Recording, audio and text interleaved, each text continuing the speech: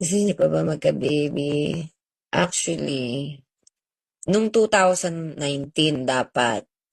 Pero ngayon, 40, mag-baby. Tinatanong kung gusto magka-baby, iniisip ko.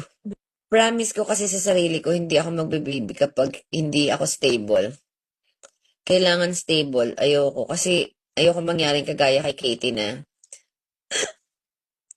umiyak. Ayoko mangyaring kagaya kay Katie na naiwan ko sa yaya.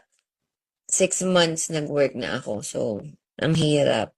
Pag marami na tayong work, Sakali ano gusto mo, baby boy or baby girl?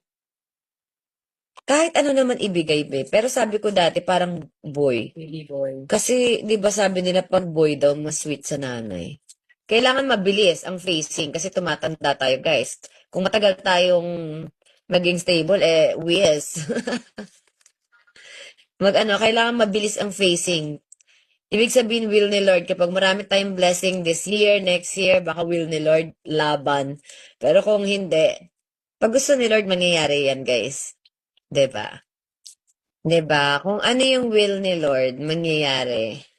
So, kung will niya yun, yun yung sign natin. Pag marami tayong blessing, kaya nating huminto, go.